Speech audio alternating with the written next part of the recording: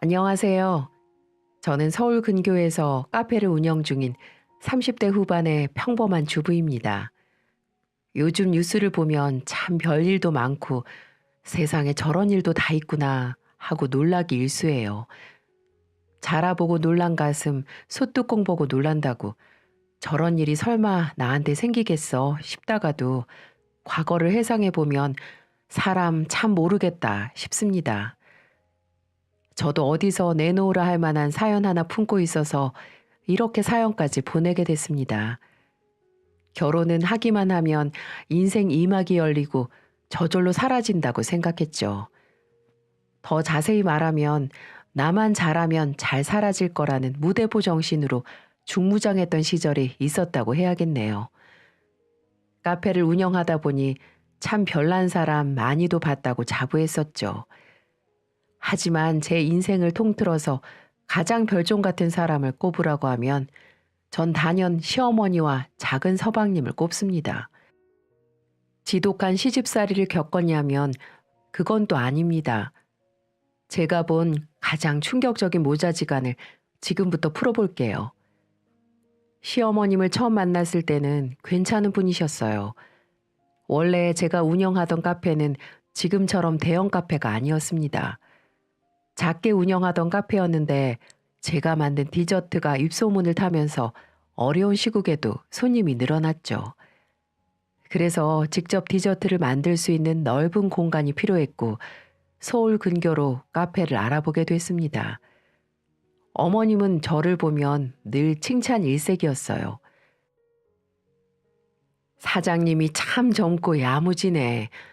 요즘 경제 어려워서 문 닫는 가게가 많은데 아유, 며느리 삼으면 참 좋겠다. 그냥 열심히 했을 뿐인데 운이 좋았던 것 같아요. 좋게 봐주셔서 감사합니다. 그때 카페 건물 계약을 도와주셨던 분들이 지금의 시댁 어르신들이에요. 당시에 처음 뵙던 시댁 어르신들은 참 좋은 분들이라고 생각했습니다. 여자 혼자 장사하는 힘든 부분도 알아봐 주시고 혹시나 불미스러운 일 겪지 않도록 많이 도와주셨죠. 그때만 해도 성품이 좋은 분들이라고 생각했어요. 계약이 끝날 때쯤 어머니가 선자리를 주선하셨습니다. 진짜 괜찮은 사람이 있어서 꼭 소개시켜주고 싶어서 한번 밥이나 먹어봐요.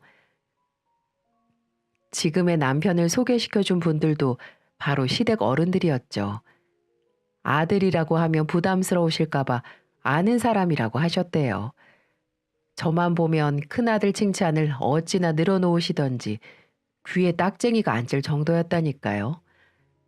그래서 처음에 자리를 마련해 주셨을 때도 어디 한번 보자 하는 심보로 나간 것도 있었죠. 그렇게 잘났다는데 얼굴 한번 본다고 다른 것도 아니잖아요. 기대 반 호기심 반으로 나가게 됐었죠. 그런데 막상 약속 장소에 도착해 보니까 남편이 너무 괜찮은 거예요. 키도 훤칠하고 훈훈했던 남편을 보니까 어머님이 자랑할 법도 하다 싶었습니다. 이런 남자가 왜 아직도 장가를 못 갔을까 의심도 됐어요. 알고 보니까 남편도 소문난 워커홀릭이었고 일만 하다 보니 혼기를 놓친 거였죠.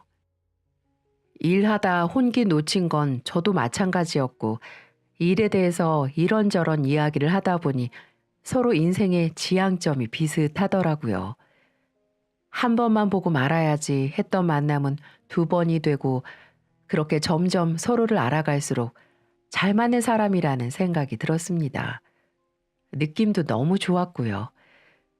마침 시댁 어른들도 저를 너무 좋게 봐주시니까 자연스럽게 결혼 이야기로 이어졌습니다. 하지만 저는 이때 알았어야 했어요. 어머님이나 저나 보고 싶은 부분만 보고 확대 해석했을 뿐이라는 사실을 말이죠. 큰아들 자랑을 입이 마르고 닳도록 하는 게 그저 장가 못 간 아들 빨리 보내고 싶어서 그런 줄로만 알았습니다. 하지만 어머니는 동네에서도 유명한 치맛바람 좀 날렸던 그런 어머니였어요. 항상 입만 열면 아들 자랑이었죠. 우리 큰아들이 얼마나 자상한지 보너스 타면 엄마 쓰라고 그렇게 용돈을 줘. 괜찮다 그래도 주더라. 그래도 이걸 다행이라고 해야 하나. 어머님의 치맛바람은 작은 서방님한테 더 극성이었습니다. 오늘 이야기도 제가 보고 듣긴 했지만 가장 큰 피해자는 동서예요. 저는 양가 어른들의 상견례도 무난하게 끝내고 결혼식까지 물 흐르듯 꼴이 냈습니다. 하지만 아무리 돈을 많이 벌었고 성실하게 살았더라도 내 집 마련은 하늘의 별 따기였죠. 그래도 다행스럽게도 시댁 어른들은 공인중개사를 오랜 기간 운영하던 재력가였고 큰아들의 결혼 선물로 집도 해주실 만큼 통이 큰 분들이에요. 제 친정에서도 하나뿐이 외동딸 시집 간다고 아낌없이 지원해 주셨습니다. 그러다 보니 저희 결혼 생활의 시작은 부족함 없이 시작할 수 있었죠. 여기까지만 이야기하면 늦은 나이에 결혼한 주제에 재력가 시댁 만나서 두 다리 쭉 뻗고 살게 된 신데렐라의 스토리 같지 않나요? 하지만 제 결혼은 로맨스보다는 스릴러에 가까웠습니다. 좋은 시어머니의 부유한 시댁에 뭐가 그렇게 갈등이 있었을까 싶으시겠지만 솔로몬도 풀지 못할 고부 갈등에 칼을 뽑아든 저는 용감했어요.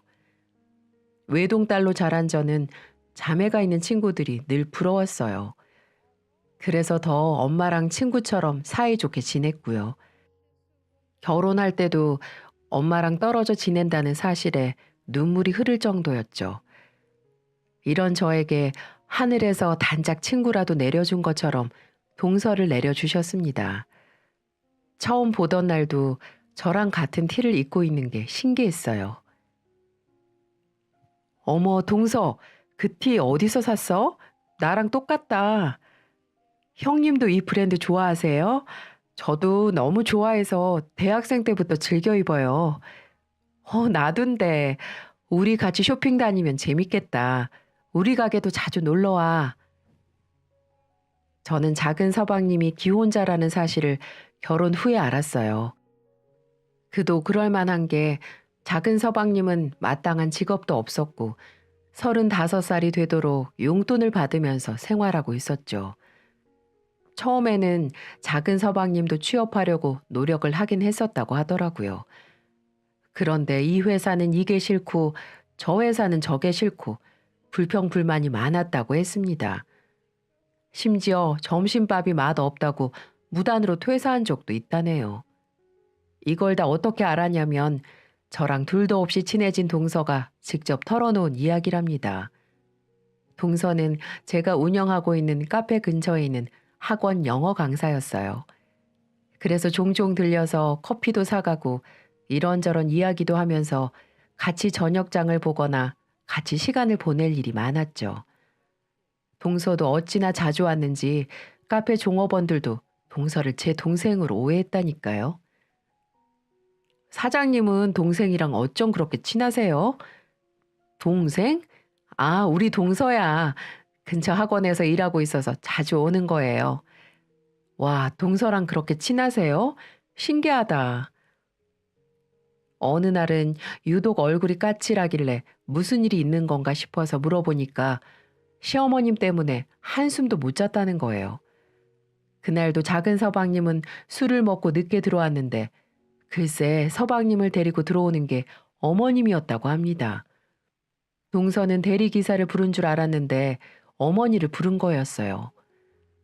당연히 한밤중에 시어머니를 보면 놀라는 게 당연한데 어머님은 또 그걸 가지고 트집을 잡으셨나 보더라고요.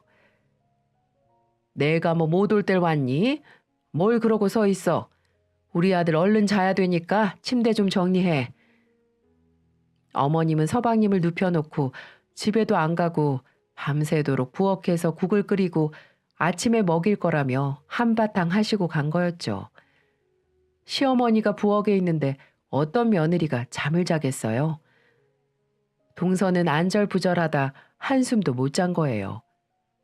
말은 또 어찌나 많은지 집에 마음을 못 붙이는 게 동서 탓이라며 밤새도록 잔소리를 늘어놓고 가셨죠. 결혼한 지 4년이 지났는데 일하는 걸 한 번도 못 봤어요.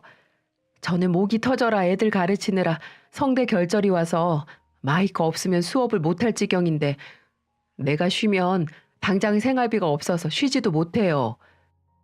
근데 자기 아들이 일도 안 하고 밖으로 도는 게 왜 동서 탓이야? 막말로 집에서 술 먹으라고 시킨 것도 아니잖아. 애가 없어서 자기 아들이 집에 마음을 못 붙이는 거래요. 결혼했으면 애를 낳아야지 애도 없이 일만 하니까 남편이 밖으로 도는 거라고. 제가 아들만 낳았어도 이런 일은 없었을 거래요. 기가 막혀서 어머님 그렇게 안 봤는데 좀 심하시다. 그래도 형님이 알아주니까 힘이 나네요. 마음 놓고 털어놓을 곳이 없었어요. 엄마는 걱정할 것 같고 친구들한테는 제 얼굴에 침 뱉기잖아요. 앞으로 나한테 다 털어놔. 나도 동서가 내 동생 같아서 너무 좋다. 그렇게 저희는 급속도로 가까워졌고 서로를 가장 잘 이해해주는 사이가 됐죠. 하지만 제가 생각했던 것보다 어머님의 동서 혐오는 너무 심했어요. 그리고 전 학교 다닐 때도 왕따 당하던 친구가 있으면 꼭 나서던 제 성격이라 동서가 당하고 있는 걸 두 눈 뜨고 볼 리가 없었죠. 가족들이 다 같이 모여 밥을 먹는 자리였어요. 결혼 전에는 그렇게 저를 예뻐하셨는데 결혼하고 나니까 며느리는 병풍이라는 듯 자기 아들 챙기기만 바쁘셨습니다. 저를 노골적으로 미워하거나 핍박하시진 않았지만 은근히 아들만 감싸고 도는 게 눈에 보이긴 했죠. 다 같이 먹는 밥상에서도 대놓고 아들만 챙기셨어요. 우리 막내 이것 좀 먹어봐. 이게 몸에 그렇게 좋아. 아, 나 나물 싫어. 다른 거 줘. 그래, 그럼 오리백숙 좀 먹어봐. 기력 회복에는 이런 걸 먹어야 된다. 애가 결혼을 했는데도 이렇게 말라가는 거야. 집에서 뭘 해주기나 하나 몰라. 몇 푼이나 번다고 애 밥을 굶겨. 나 요즘 피죽도 못 얻어먹어. 엄마랑 살고 싶다. 난 너무 힘들어. 식탁에서 반찬 투정을 하는 건 35 먹은 서방님이고 그걸 또 받아주는 건 어머님이었습니다. 집에서 놀고 먹기 바쁜 작은 서방님 말고 일하느라고 목이 터져나가는 동서를 줘야 맞지 않나요? 음식을 주는 손은 서방님에게로 가고 눈총은 동서가 다 받고 있었죠. 그걸 보고 있자니 요즘 학생들 시험 기간이라 어제도 목이 쉬어라 수업을 하고 들어가던 동서를 본 제가 참을 수가 없었습니다. 그래서 전 분노를 참지 않고 한마디 거들었죠. 동서가 대단한 돈 벌자고 나가겠어요? 요즘 맞벌이를 해도 빠듯한데 한 명이라도 나가서 벌어야죠. 서방님은 저렇게 놀고 계시니까요. 너 지금 막내 눈치 주는 거니? 어머, 그렇게 들리셨어요? 아닌데, 요즘 먹고 살기 힘들다는 소리 한 거예요. 제 말을 들은 남편은 웃음을 터뜨렸고 시아버님도 호탕하게 웃으셨습니다. 시어머님은 멋쩍은 듯 젓가락을 내려두셨고 작은 서방님은 자리를 박차고 일어나셨죠. 자기 부인이 당하고 있는데 입 꾹 다물고 있다가 본인 성질 못 이기고 일어나는 꼴이 딱 5살짜리 애 같았습니다. 그러는 큰애는 임신 계획은 있니? 지금 가져도 노산인데. 그럼요. 전쟁통에도 애는 낳는데 저도 노력해 볼게요. 너는 꼭 말에 뼈가 있는 것 같다. 아니에요. 어머님 들으라고 한 거 아니고 서방님이 좀 불편했으면 했는데 어머님이 신경 쓰였다면 죄송합니다. 화살이 저에게 돌아왔고 보기 좋게 받아친 저는 동서와 눈이 마주쳤고 가볍게 눈인사를 하고는 꿀맛 같은 밥을 먹었어요. 시아버님도 어머님을 향해서 애들 일은 애들이 알아서 하게 두라면서 훈수를 두셨죠. 사실 어머님이 아들 사랑만 내려놓으셔도 이 집안에는 큰 소리 없이 잘 지낼 수 있는 환경이었어요. 하지만 어머님 눈에는 아직 경제적으로 완벽히 자립도 못한 아들이 품 안의 자식이고 하나뿐인 내 새끼였습니다. 그걸 아는 서방님이 나가서 돈을 벌겠어요? 우는 소리 하면 돈 턱턱 주는 엄마가 있는데 누가 나가서 힘들게 돈을 벌 생각을 하겠냐고요. 배부르고 등 따신 사람 입을 덮어주는 꼴이었죠. 삐져서 또 어딜 갔나 했더니 거실 소파에 서방님이 누워있더라고요. 그런 서방님 앞에 어머님은 과일까지 대령을 했습니다. 아들, 이것 좀 먹어봐. 비타민이야. 나 파인애플 싫은데. 먹어. 다 몸에 좋은 거야. 영양제도 잘 안 챙겨주는데 이런 거라도 먹어야지. 맞다. 나 저번에 엄마가 준 약 다 떨어졌어. 그래, 엄마가 사다 줄게. 네 부인은 뭐 하는 거야? 저번에 뭘 사오긴 했는데 알이 너무 커서 못 먹겠어서 버렸어. 잘했어. 못 먹겠는 거 억지로 먹지 말고. 그런 말 있잖아요. 하나뿐인 내 새끼랑 결혼하면 세상에서 가장 나쁜 년 되는 거라는 말이요. 동서가 딱 그 상황이었는데 하필이면 멍청하기까지 한 무능력한 남편이라 온갖 고생은 다 했습니다. 그것도 너무 마음에 안 들었는데 어머님은 동서만 보면 꼭 한 소리를 더 안 하면 마치 가시라도 돋는 사람처럼 한마디를 더 하셨어요. 네가 애만 낳았어도 우리 애가 진작에 자리 잡았어. 가장이 돈 벌 이유를 만들어줘야지. 그게 내조야. 임신은 뭐 혼자 하나요? 걸핏하면 술이 떡이 돼서 들어오는데 하늘을 봐야 별을 따는 거죠. 그날부터 작은 서방님이 탐탁지 않았지만 작은 불씨를 분노로 바꾼 건 바로 작은 서방님이었습니다. 멍청하면 가만히 있어야 했는데 잠자는 사자의 코털을 건들더라고요. 제가 운영하는 카페는 데이트 코스에 딱 어울리는 카페라 유독 커플이 많았죠. 주말이면 유독 바빴고 그날도 유난히 바빠서 점심도 거를 정도였습니다. 그런데 유독 익숙한 실루엣이 눈에 들어와서 보니까 작은 서방님이었어요. 문제는 옆에 다정히 붙어있던 여자가 동서가 아니었다는 거죠. 이 가게가 제가 하는 곳인 걸 아는 사람이 너무 대놓고 와주니까 꼭 시험에 든 기분이었어요. 화가 나긴 했지만 섣불리 나서는 게 동서를 위한 일인 건가 고민이 좀 되더라고요. 하필이면 자리도 뒤통수가 찍히게 앉아서 증거라고 하기에는 애매했고 혹시나 하는 마음에 문자를 보냈어요. 서방님, 지금 제 가게에서 뭐 하세요? 보시다시피 커피 마시잖아요. 장사하면서 이상한 사람 참 많이도 봤지만 이런 신박한 인간 말종은 처음이었습니다. 생각지도 못한 답장에 기가 차서 테이블로 가보니 벌써 나가고 없었죠. 너무 분해서 참을 수가 없었어요. 그래도 제 가게니까 CCTV에는 저 야비한 면상이 다 찍혀 있었습니다. 그날 저녁 동서는 학원을 쉬는 날이었는데 제 카페로 왔습니다. 유독 힘든 날에는 꼭 들러서 커피도 마시고 달달한 디저트를 먹고 갔어요. 근데 그날은 동서가 맥주를 사오길래 서방님이 바람 피는 걸 알게 됐나 싶어서 불안했죠. 동서, 오늘 무슨 일 있어? 갑자기 웬 술이야? 저 오늘 산부인과 다녀왔는데 불임 판정 받았어요. 설마 했는데 이제 어떡하죠? 동서의 말을 들은 저는 차마 제가 낮에 본 일에 대해 말할 수가 없었어요. 하늘이 참 무심하다 싶다가도 서방님 애를 낳고 사느니 차라리 이게 낫다 싶었는데 어머님의 얼굴이 떠올랐습니다. 이 사실을 알면 얼마나 동서를 구박할까 싶었죠. 동서 괜찮아. 나보다 젊은데 방법이야 많지. 그리고 서방님도 취업 못했는데 너무 부담 갖지 마.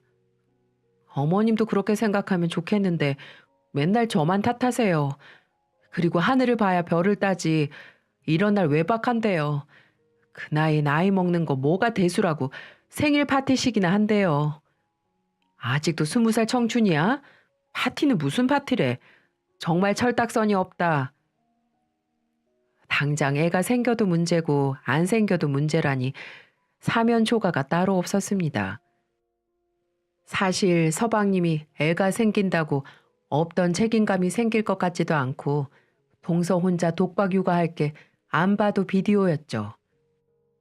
동서가 심란해 보이기도 했고 이런 날 혼자 자면 외로울까 싶어 남편에게 말하고 동선의 집으로 향했습니다. 하지만 빈집일 줄 알았던 동선의 집에는 있어야 할 서방님은 없고 엉뚱한 사람이 있었어요. 바로 시어머님이었죠. 저희 시어머님은 예상치 못한 곳에서 예상 밖의 물건을 정리하고 계셨습니다. 아들 부부도 없는 집에 어떻게 들어왔는지 옷을 정리하고 계시더라고요. 어머님도 저를 보고 놀라셨는지 당황한 목소리로 절 부르셨죠. 왜 둘이 딱 붙어서 들어와? 아니, 오늘 동서가 혼자 있다길래 와봤는데 어머님은 여기서 뭐 하세요? 우리 아들이 입을 옷이 없다고 전화했길래 옷 좀 사왔어. 서방님이 애도 아니고 무슨 옷까지 사다가 정리하세요. 내 아들인데 이런 것도 못하니? 너도 애 낳아봐라. 가만히 있을 수 있나? 아, 네, 그러시겠죠. 근데 어머님은 동서도 없는데 어떻게 들어오신 거예요? 내 아들 집인데 내가 당연히 비밀번호를 알아야지. 어머님, 요즘 그거 사생활 침해예요. 선은 지키셔야죠. 어머님은 비밀번호를 알고 계셨고 수시로 집을 드나들고 계셨습니다. 이게 말이나 되나요? 옷을 사달라는 아들이나 그 전화를 받고 바로 달려오는 어머님이나 다 이상했죠. 도통 제 상식으로는 이해를 할 수가 없었어요. 동서를 보니까 이 상황이 놀랍지도 않다는 표정이었습니다. 그때 이 말도 안 되는 상황을 만든 주인공인 서방님이 들어오는데 저랑 동서는 안중에도 없는 듯 어머님한테 달려가더군요. 엄마, 왜 이제 왔어? 가디건이랑 셔츠 종류 좀 샀어? 아유, 그럼 내가 종류별로 사다가 걸어뒀어. 밥은 먹었고 냉장고에 반찬 그대로 있던데 밥 좀 차려달라고 하지. 돈 몇 푼 번다고 얼마나 죽는 소리를 하는데 요즘 밥도 못 먹고 눈치만 봐. 눈앞에 35이 아닌 3살 아들과 어린이 보호자를 보는 것 같았습니다. 제 눈으로 보고도 믿지 못할 풍경이었죠. 60 먹은 노인도 부모 앞에서는 애라지만 이건 너무하잖아요. 그때 참다 못한 동서가 한마디 내뱉었습니다. 당신 그 돈 몇 푼이라니? 내가 안 벌면 그럼 누가 벌어오는데? 생활비 한 번을 준 적이 없잖아. 너 말 웃기게 한다? 애도 없는데 생활비가 왜 필요해? 그리고 네가 뭔데 나가서 돈을 벌어라 말아라 훈계질이야? 어머니, 결혼을 해서 가장이 됐으면 가정을 위해서 일을 하는 게 맞죠. 우리 애가 너처럼 억척스러워질까봐 내가 안 시키는 거야. 오라는 곳 많아도 내가 안 보내는 거라고. 어머니, 대체 왜 저랑 결혼하는 걸 허락하셨어요? 그러실 거면 데리고 있으셨어야죠. 네가 애도 못 낳을 줄 알았으면 나도 안 보냈다. 나라고 이럴 줄 알고 혼사시켰겠니? 남편이란 인간이 부인을 대놓고 무시하는데 시어머님이 존중해 줄 리가 없었죠. 서방님이 좋아 보인 적도 없었지만 생각보다 더 인간 말종이었습니다. 이런 인간 말종을 탄생시킨 장본인이 그렇게 사람 좋아 보이던 어머니였다니 참 사람 알다가도 모르겠어요. 어머니의 경악스러운 발언은 끝이 아니었고 폭격기처럼 쏟아 부으셨습니다. 그리고 애도 못 낳는데 돈이라도 벌어야지. 집에서 뭐 하려고? 너 불임 판정 받았다며? 깜쪽같이 입 다물고 네 남편 쥐어잡으려고 했어? 이 영악한 년 같으니라고. 네, 저 불임 맞아요. 근데요, 어머님, 이 사람 결혼 생활 동안 가정에 충실했던 적 없어요. 네가 이 정도밖에 안 되니까 마음을 못 잡는 거야. 남편 바람 피는 거 다 안 사람 탓이야. 어머님은 다 알고 계셨습니다. 하긴 옷까지 사다가 나르는데 모르는 게 더 이상했죠. 멍청한 자식이 마음처럼 안 되니까 미쳐버린 부모를 보는 것 같았습니다. 자기 아들이 바람 피는 걸 다 알면서도 손주 타령을 하고 있는 게 같은 여자로서도 이해가 안 갔어요. 저도 가만히 듣고만 있을 수가 없어서 한마디 거들었죠. 어머님, 서방님 바람 난 거 알고 계셨어요? 그런데도 손주 타령을 하신 거예요? 집에 오면 떽떽거리는 부인만 있는데 누가 오고 싶겠어? 애만 일찍 생겼어도 우리 애가 집에서 두 발 뻗고 살았을 거야. 아니죠. 어머님, 이건 순서가 잘못됐죠. 서방님이 직장이 있어요? 뭐가 있어요? 애가 알아서 크는 것도 아닌데. 내가 있잖아. 내가 있는데 우리 아들이 못할 게 뭔데? 기가 막혀서 그렇게 덮어놓고 싸고 돌기만 하니까 서방님이 정신 못 차리고 사는 거예요. 아니, 근데 이게 어디서 훈계질이야? 어머님은 화를 참지 못하고 옆에 있던 빨래 바구니를 들어 올리셨고 금방이라도 던질 태세였습니다. 동서는 예상이라도 한 듯 어머님을 제지했고 폭발하듯 소리를 질렀어요. 어머니, 제발 그만 좀 하세요. 이게 지금 누구한테 소리를 질러? 없는 집구석이라 그런지 경우가 없어. 애도 못 낳는 게 우리 아들 발목 잡지 말고 이쯤에서 갈라서라. 먹긴 놈이 성낸다고 처음부터 다 들었던 저도 동서가 마치 바람이라도 핀 거라고 생각할 뻔했죠. 너무도 당당하게 이혼을 요구하는 사람은 동서여야 하는데 어머님이 되려 이혼하라고 소리를 지르셨습니다. 그리고 더 어이가 없었던 건 서방님의 태도였죠. 어머니를 아주 빼다 박은 것 같은 소리를 하더군요.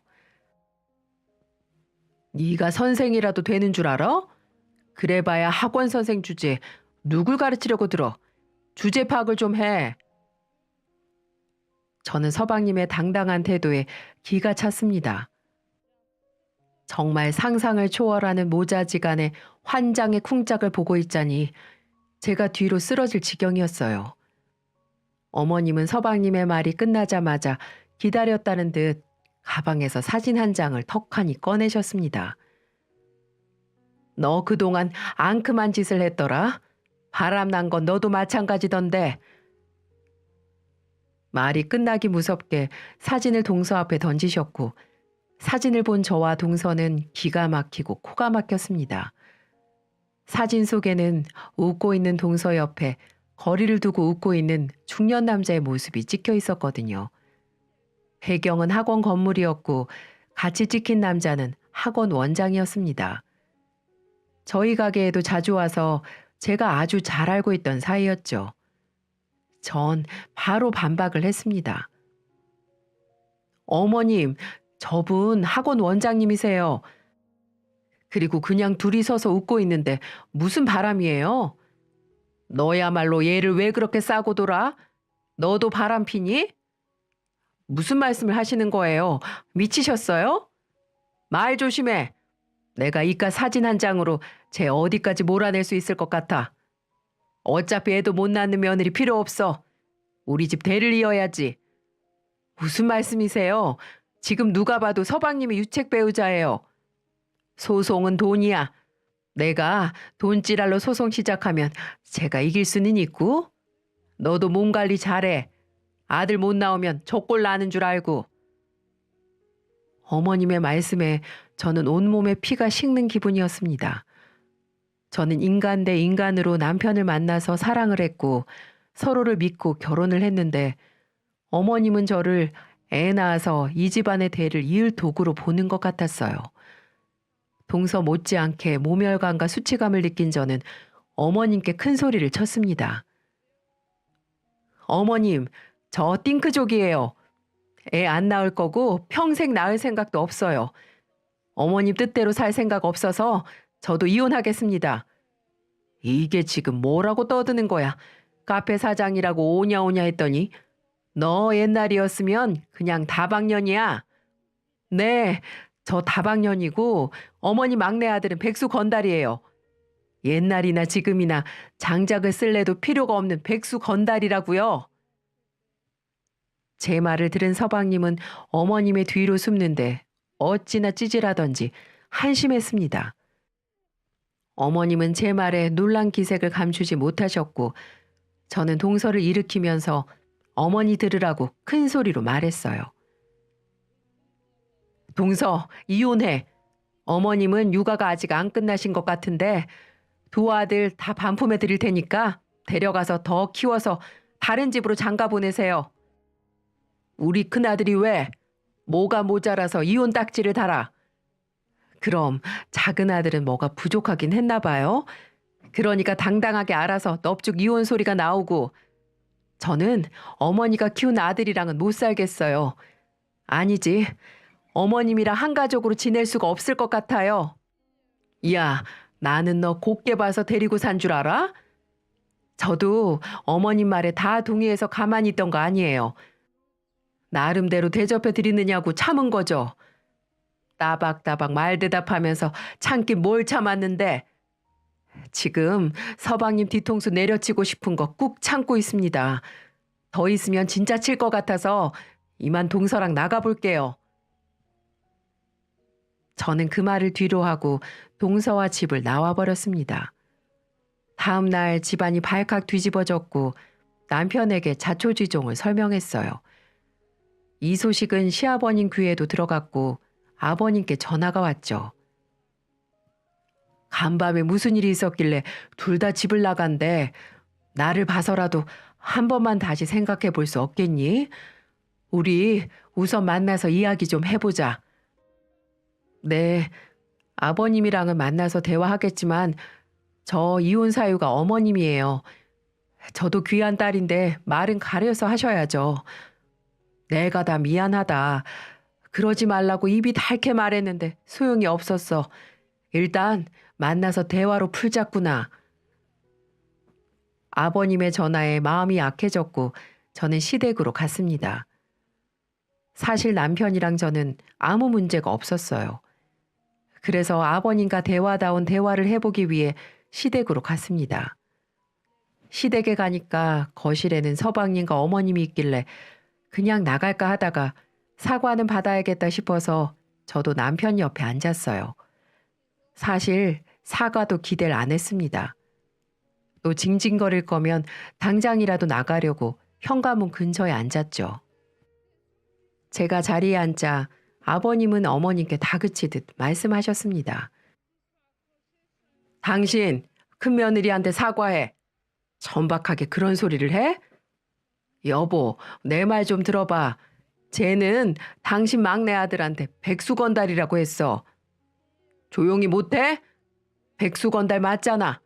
당신이 이러니까 저 자식이 아직도 정신을 못 차리는 거 아니야. 여보, 그리고 둘째 며느리는 임신도 못해. 불임이래. 애도 못 낳는 며느리 뭐가 아쉬워서 그래.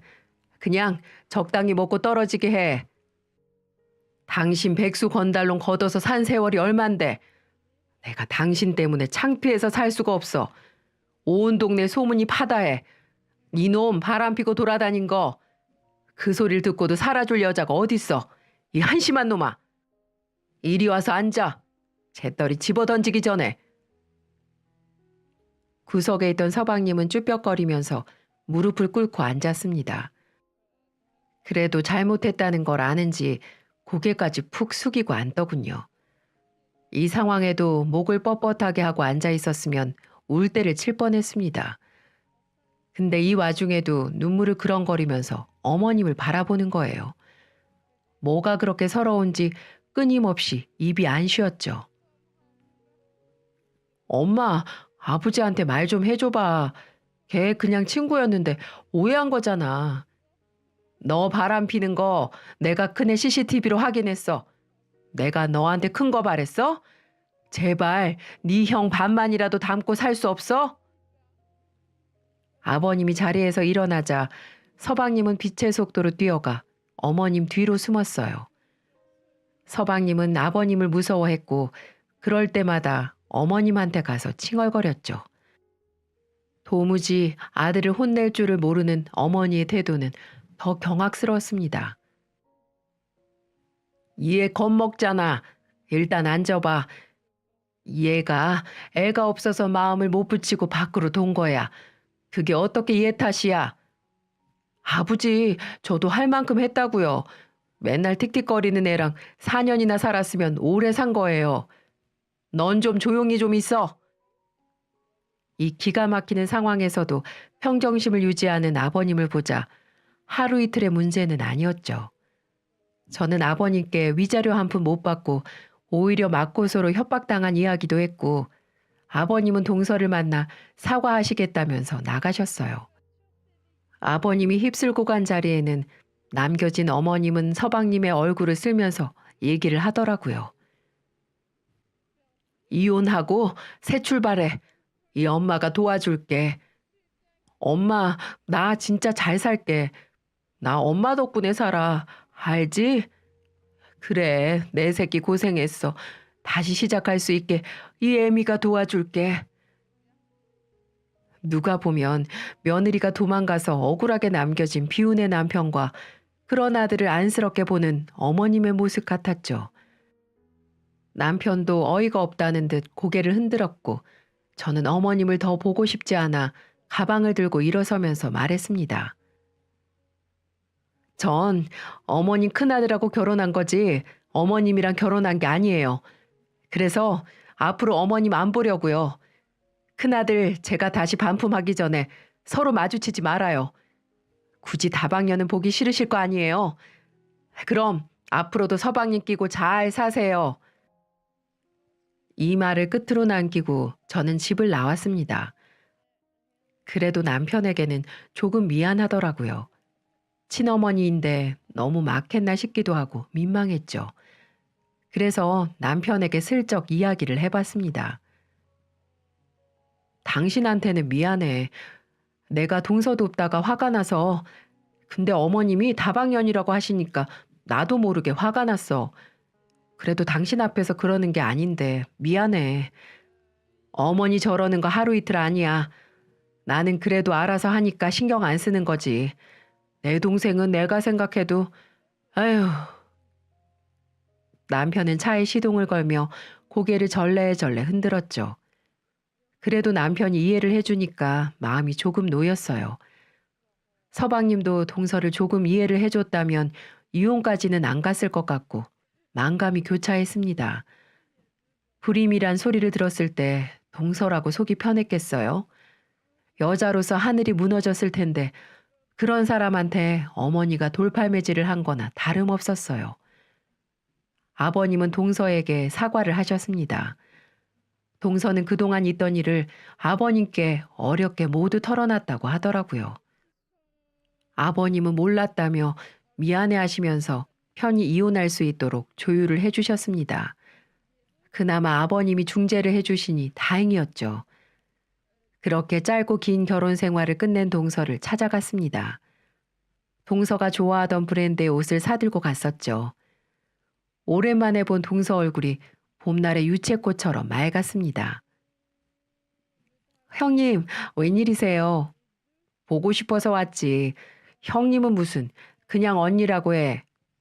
아, 그럴까요? 저도 언니 너무 보고 싶었어요. 자, 이거 받아. 내 옷 사러 갔다가 우리 동생한테 어울릴 것 같아서 내가 사왔어.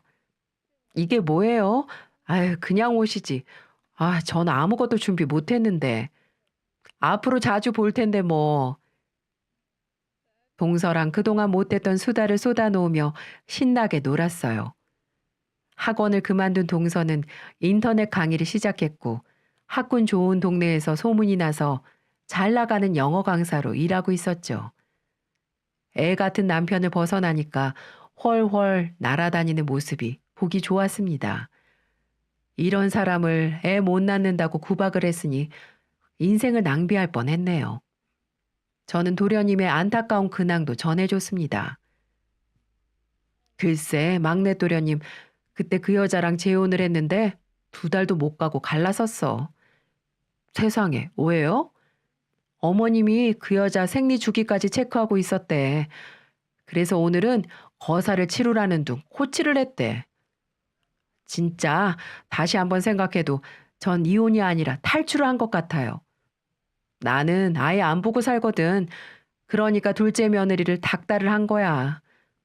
언니는 절대 어머님이랑 가까이 지내지 마세요. 제가 처음에는 살가운 며느리 하려고 노력했다가 이렇게 된 거예요. 알지. 그럼 원래 처음에는 다 잘해보려고 한 거지 뭐. 그래도 이렇게 좋은 언니가 생겨서 전 좋아요. 저랑 동서는 둘도 없는 언니 사이가 돼서 자매처럼 지내고 있어요. 남편도 가끔 만나 셋이서는 자주 밥도 먹고 잘 지내고 있습니다. 안타깝게도 도련님은 두 번째 이혼을 하셨고 어머님은 아직도 끝나지 않은 육아 중이세요. 어머님은 손주가 생겨야 임무를 마친다고 생각하시는 것 같습니다. 도련님의 두 번째 결혼이 짧게 끝이 나고 야반도주를 했다는 소문이 동네에 파다하게 퍼졌고 어머님은 공인중개사 일도 어려워지셨습니다. 소문이 파다하게 퍼졌는데 누가 의뢰를 하겠어요. 이 정도면 자식이 부모 앞길을 막았다고 할 수 있겠죠. 제일 효도해야 할 사람이 불효를 저질렀어요. 얼마 전에는 서방님이 음주운전으로 사고를 내서 뜻하지 않은 소송에 휘말리셨죠. 공인중개사 일보다 어째 막내 아들 소송을 더 열심히 하시는 것 같아요. 저러다가 막내 도련님 전문 변호인이 되실 것 같네요. 그래도 아버님은 꿋꿋하게 도련님 일에는 완전히 신경을 끄셨습니다. 그래서 어머님 혼자 발 동동 구르면서 살면서 몰라도 될 법한 일을 많이 겪고 계시네요. 어제도 아버님과 통화해보니 난감해지신 것 같았습니다. 술을 먹고 운전대를 잡는 놈이나 그거 수습하겠다고 뛰어다니는 엄마나 술 먹고 운전한 건 살인 미수지. 잘못했으면 벌을 받아야지. 합의는 무슨. 나는 돈 한 푼 안 줄 거야. 몸으로 때우라고 할 거야. 꾸준히 사고치는 도련님과 대쪽 같은 아버님, 여전히 발 동동 구르시는 어머님을 보면 참 신기합니다. 근데도 서방님은 여전히 뉘우칠 줄도 모르시고요. 아직도 철이 안 들어서 시종일관 찡찡거림이 바뀌질 않습니다. 오죽하면 사고를 치고도 더 뻔뻔해지겠어요.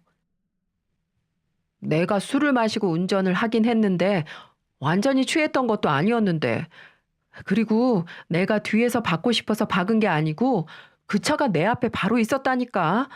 나도 억울해.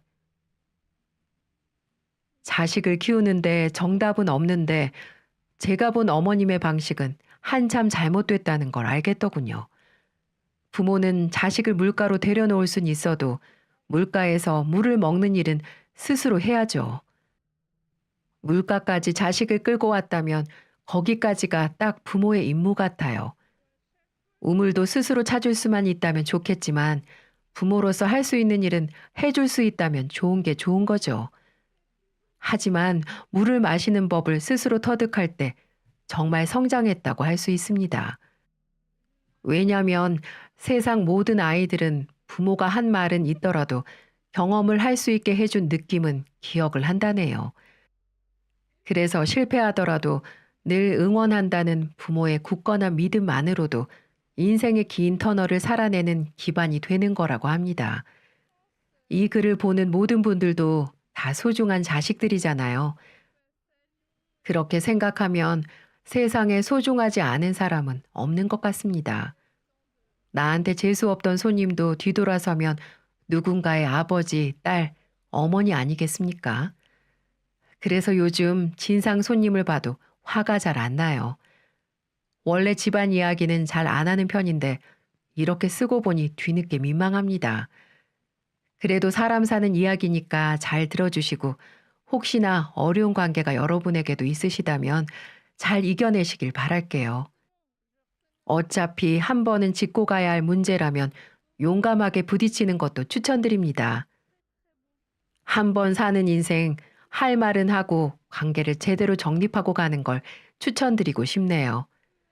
제 긴 사연 들어주셔서 정말 감사드립니다.